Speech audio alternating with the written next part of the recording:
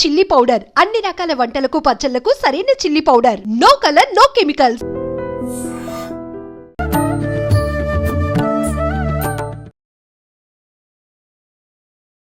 నమస్కారం, welcome to I dream. Dharma Margam with Vijitha కార్యక్రమానికి స్వాగతం. ప్రస్తుతం మనతో పాటు ఉన్నారు ప్రముఖ జ్యోతిష్య వాస్తు పండితులు, లలిత అమ్మవారి ఉపాసకులు శ్రీ శ్రీ శ్రీ నానాజీ పట్నాయక్ గారు. ఇప్పుడు వారితో మాట్లాడి మరిన్ని విషయాలు తెలుసుకుందాం. నమస్తే అండి. శ్రీమాత్రే నమః.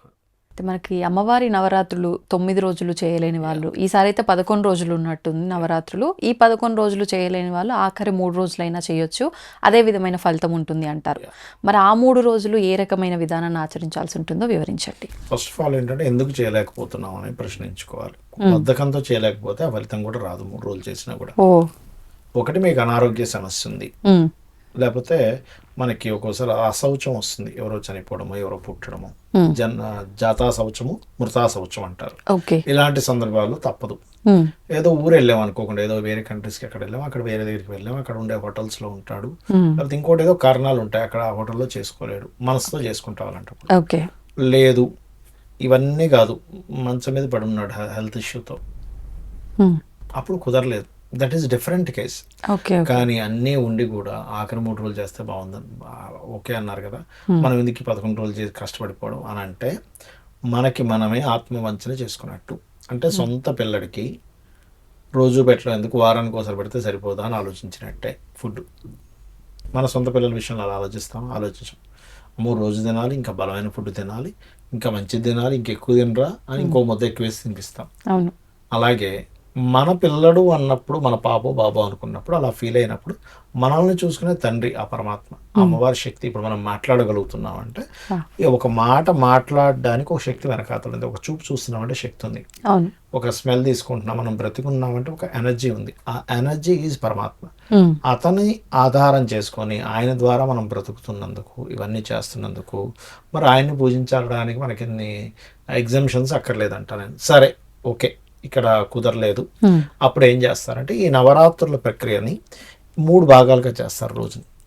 అంటే ఇప్పుడు మొట్టమొదటి రోజు మనకేమిటి, బాల పొద్దున్నే చేసేస్తారు, దాని తర్వాత మధ్యాహ్నం గాయత్రి, సాయంత్రం అన్నపూర్ణ, మళ్ళీ నెక్స్ట్ డే ఆ 9 అవతారాలని 3 విభాగాలుగా చేసేటువంటి ప్రక్రియ ఒకటి ఉంది. ఆ రకంగా వాళ్ళు పూజ చేసేసుకుంటారు. అంటే కుదరలేదు కాబట్టి, అమ్మ తల్లి కుదరలేదు కాబట్టి ఇట్లా.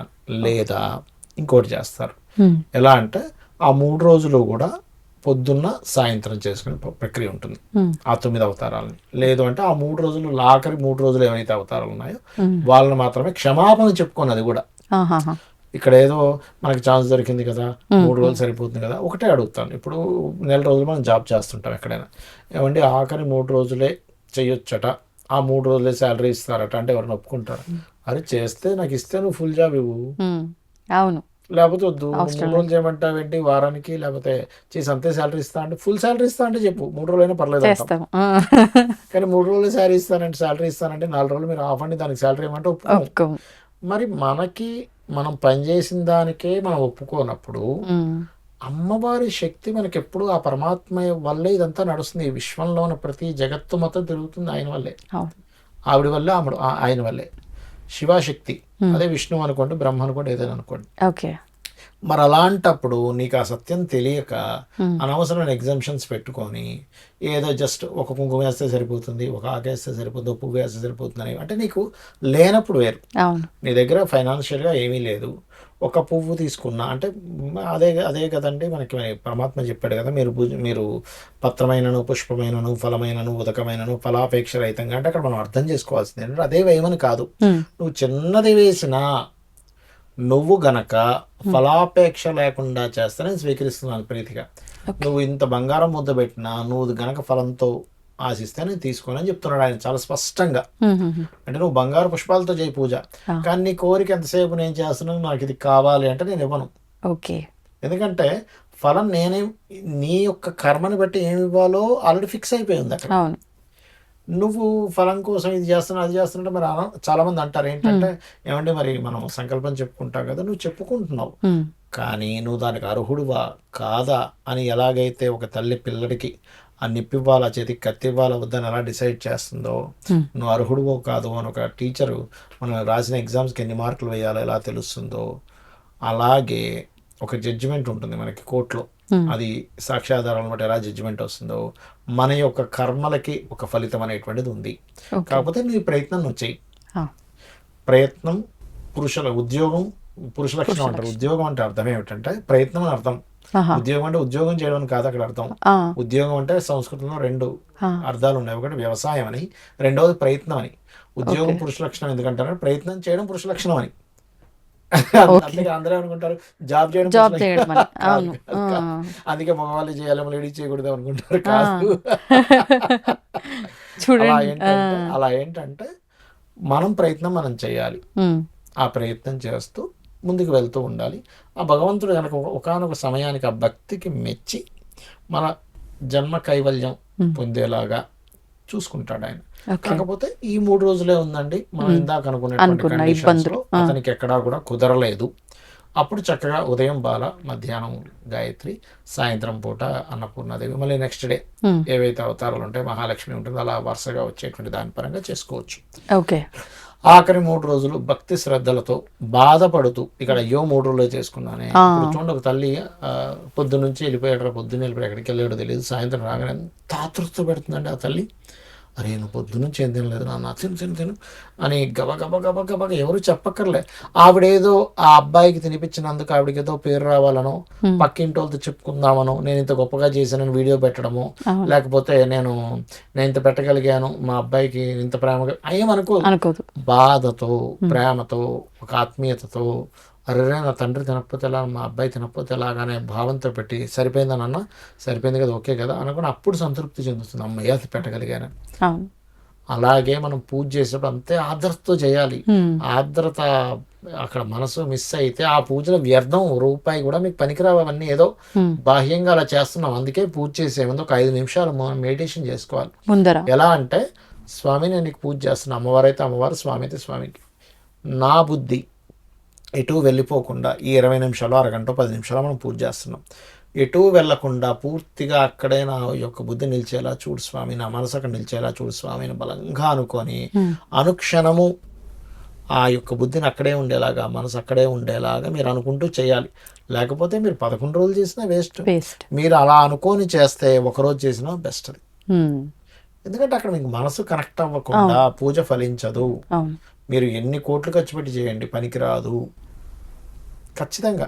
ఇప్పుడు పూజ దగ్గరనే కాదు, ఇప్పుడు ఒక పెళ్లి చేసుకుంటున్నారు అనుకోండి, ఇద్దరు భార్యాభర్త కూడా, అంటే ఎవరైతే వరుడు ఉంటారో వాళ్ళ మనసులు కనెక్ట్ అయ్యేలాగా ఆ పెళ్లి తంతులో ఉండాలి.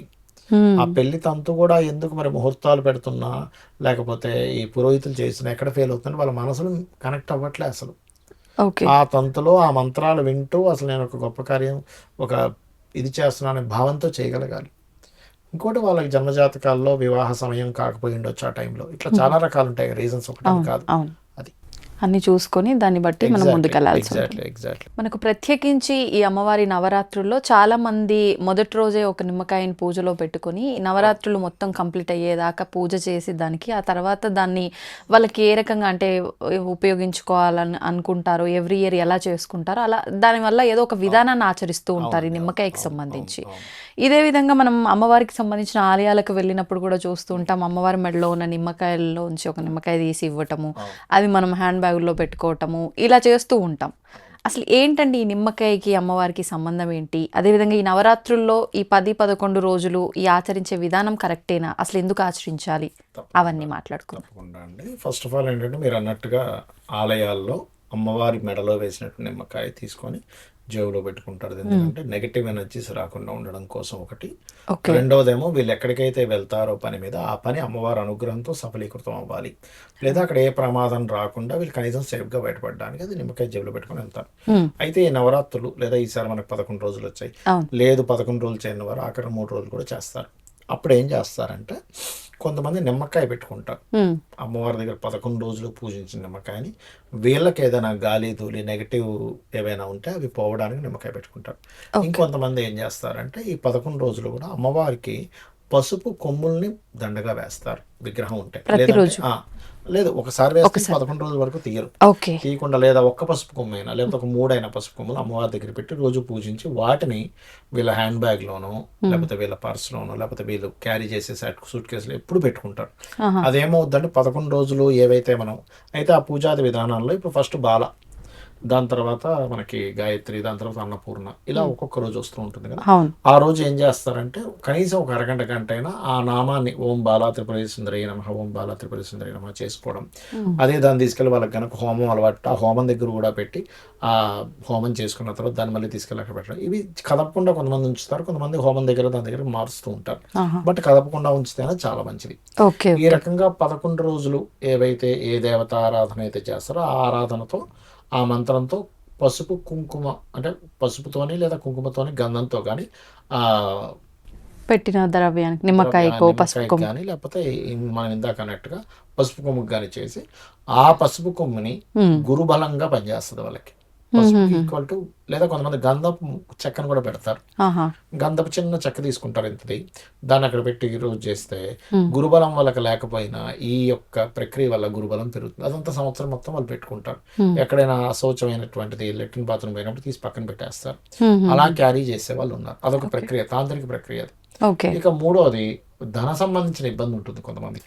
అలాంటప్పుడు ఏం చేస్తారంటే ఈ 11 రోజులు, అందులో కొంతమంది పంచమి రోజు, కొంతమంది చవితి రోజు కూడా పెట్టి చేస్తూ ఉంటారు. అయితే ఈ 11 రోజులు కూడా ఎవరికైనా ధన సంబంధించినటువంటి ఇబ్బంది ఉన్నట్లయితే వాళ్ళు కొన్ని రూపాయి కాయిన్లు కానీ ఇలా పెట్టుకొని దాని మీద పూజ చేసి, ముఖ్యంగా మహాలక్ష్మి మంత్రాన్ని లేకపోతే ఈ 11 రోజులు నిత్యం చేసేటువంటి దేవత ఆరాధనతో పాటు ఓ మహాలక్ష్మీదేవి నమః అని కానీ లేకపోతే మనకి శ్రీ సూక్త పారాయణం కానీ లేనట్లయితే మనం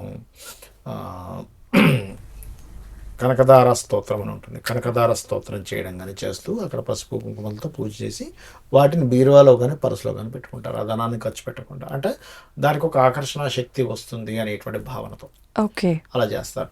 ఇంకొంతమంది ఏం చేస్తారంటే బాగా శత్రుబాధలు ఉన్నాయనుకోండి, ఈ 11 రోజులు మిరియాలతో కానీ, అంటే అది కొంచెం తాంత్రిక విధానం, కౌలాచార వామాచార పద్ధతుల్లో చేస్తారు. మిరియాలతో హోమాలు చేస్తారు. అంటే శత్రుబాధలు ఎక్కువగా ఉన్నాయి. అంటే వీళ్ళు ఇక్కడ ఏంటంటే శత్రువులు అంటే వీళ్ళు శత్రువుగా వాళ్ళని భావించడం కాదు, అవతల వాళ్ళు వీళ్ళు సౌమ్యంగా ధర్మబద్ధంగా ఉన్నా కూడా శత్రువులుగా భావించినప్పుడు వాళ్ళ నుంచి రక్షణ పొందడం కోసం. అంతేగాని వీళ్ళు ఎవరి మీద పడితే వీళ్ళు నాకు శత్రువు అనుకొని చేస్తే అమ్మవారేమీ మనకి అంత అమాయకంగా ఉండదు. ఆవిడ సర్వజ్ఞ సాంద్రకరుణ సమానాధిక వర్జిత. ఆవిడికి సమానమైన వాళ్ళు కానీ అధికులు కానీ తక్కువలు కానీ లేరు ఎవరు. అంటే తక్కువలు ఉంటారు కానీ సమానమైన వాళ్ళు లేరు, అధికమైన వాళ్ళు లేరని చెప్తుంది శాస్త్రం. ఆ రకంగా ఏంటంటే ఆవిడకి సర్వజ్ఞ అంటారు. ఆవిడ అన్నీ తెలుసు ఆవిడికి. నువ్వేదో పిచ్చి పిచ్చి పనులు చేస్తానంటే కుదరదు, అమ్మవారి దగ్గర ఎవరి దగ్గరైనా నీ ఆటలు చెల్తాయి కానీ ఆవిడ దగ్గర చల్లం. సో ఆ రకంగా ఏంటంటే ఈ ధన సంబంధించిన ఇబ్బంది ఉన్నప్పుడు ఆ రకంగా చేస్తారు. ఇంకొంతమంది బాగా అనారోగ్య సమస్యలు ఎక్కువగా ఉన్నప్పుడు రోజు అనారోగ్య సమస్యలు వాళ్ళ యొక్క అంటే ఆ రోజు ఆ యొక్క అమ్మవారి నామాన్ని స్మరిస్తూ దానికి సంపూర్ణీకరణ అంటారంటే ఇప్పుడు పలానా రోజు అన్నపూర్ణాదేవికి సంబంధించిన మంత్రం కన్నా ఓం అన్నపూర్ణాదేవి నమః అనుకుంటూ లలితాసహస్రనామాల్లో ఓం సర్వవ్యాధి ప్రశమని సర్వమృత్యు నివారిణి అగ్రగణ్య చింత్యరూప కలికల్మషనాశిని నమః అని చేస్తూ ఉంటారు. లేదా ఆయుర్వేదంలో కొన్ని మూలికలు ఉంటాయి, ఆ మూలికలను అక్కడ పెడతారు అమ్మవారి దగ్గర పెట్టి దాని తర్వాత ఆ మూలికలను వాడతారు 11 రోజుల తర్వాత. అందులో ముఖ్యంగా అశ్విని నక్షత్రం వచ్చిన రోజు కూడా పెట్టి పూజ చేసేలా ఇవి ఉన్నాయి. ఆ రోజు అశ్విని నక్షత్రం అమ్మవారి పూజ చేసి ఆ మూలికలను వాడడం జరుగుతూ ఉంటుంది. ఆయుర్వేదంలో ఏవైతే మూలికలు చెప్తారో ఏ జబ్బుకది ఆ రకంగా కూడా చేయొచ్చు. ఇక మరికొంతమందికి ఇంట్లో ఏదైనా నెగిటివ్ ఎనర్జీ ఎక్కువగా ఉందండి అన్నప్పుడు ఈ సాంబ్రాన్ని అమ్మవారి దగ్గర పెట్టి పూజ అయిపోయిన తర్వాత అదే సాంబ్రాన్ని పొగవేసి ఇంట్లో చేస్తారు. అంటే ఇన్ని రకాలుగా అంటే ధనం ఇబ్బంది ఉందా, ధనపరమైనటువంటి మనీ పెట్టి చేయడం ఈ సాంబ్రాన్ని.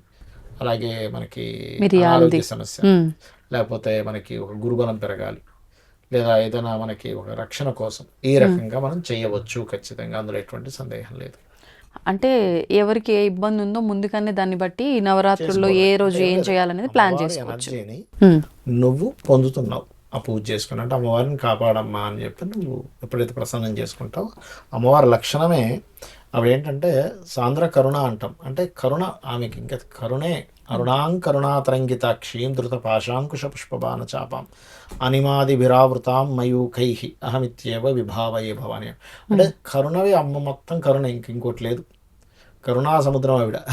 కాబట్టి ఏంటంటే భక్తి శ్రద్ధలతో అమ్మ నీ పాదాలు పట్టుకున్నాను, అమ్మ నువ్వు తప్పితే నాకు ఇంక మరొకరు లేరు అనుకుంటే ఖచ్చితంగా ఆవిడ కరుణిస్తుంది. ఇప్పుడు మరి మీరు చెప్పినట్టుగా ఈ నవరాత్రుల్లో అయితే ఈ విధానం, ఒకవేళ నవరాత్రులు కాకుండా నార్మల్ డేస్ లో అయితే 40 కూడా days చేసేవాళ్ళు ఉంటారు, ఇలా 20 చేయొచ్చు. days చేసేవాళ్ళు ఉంటారు.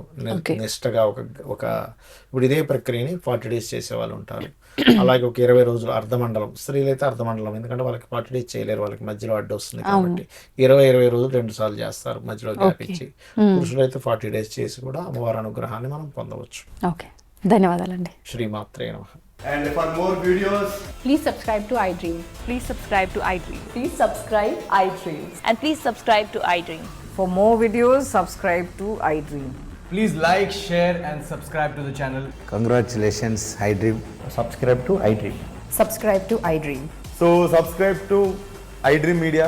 iDream ki iDream team andarki huge congratulations. Please subscribe iDream Media. Please subscribe to iDream. Subscribe iDream. Please subscribe to iDream. iDream అంటే నా కళల ఛానల్ను సబ్స్క్రైబ్ చేసుకున్న నోరు తిరుగుతలేదు, మీరైతే గంట గుర్తు కొట్టండి. For more such videos, please subscribe to iDream. Subscribe to iDream. Please subscribe to iDream. Please subscribe iDream Media. Please do subscribe to iDream. Please subscribe to iDream Media. For best entertainment and information, please subscribe iDream. And don't forget to subscribe to iDream.